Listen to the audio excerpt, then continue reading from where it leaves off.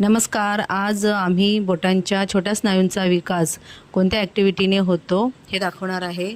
आपण कोणतेही आकार किंवा चित्र लादीवर मार्करने काढू शकतो. त्यानंतर आपल्याकडे असलेल्या बिया, टरफले, रंगीत खडू असे वेगवेगळ्या छोट्या वस्तू आपण मुलांना देऊन आकारांवर किंवा चित्रांवर ठेवायला द्यायचे. मुले बरोबर आपल्या बोटांच्या चिमटीच्या मदतीने वस्तू उचलून आकारांवर ठेवतात. या उपक्रमाद्वारे मुलांचे लक्ष केंद्रित व्हायला खूप मदत होते. गटाने मिळून केलेल्या ॲक्टिव्हिटीमुळे जे मूल लाजरे किंवा अबोल असतात अशा मुलांची भीती दूर व्हायला मदत होते. तसेच एकत्र काम करण्याची मुलांना सवय होते. यामुळे त्यांच्या मैत्रीचे नातेही घट्ट होते. अशा पद्धतीने माझ्या लहानग्यांनी मिळून मी जे हे फुलपाखरूचे चित्र काढले होते ते पूर्ण केले आहे.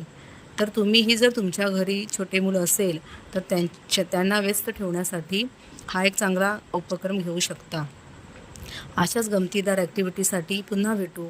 तोपर्यंत मुलांबरोबर खेळत राहा आणि खेळाद्वारे शिकवत राहा. धन्यवाद.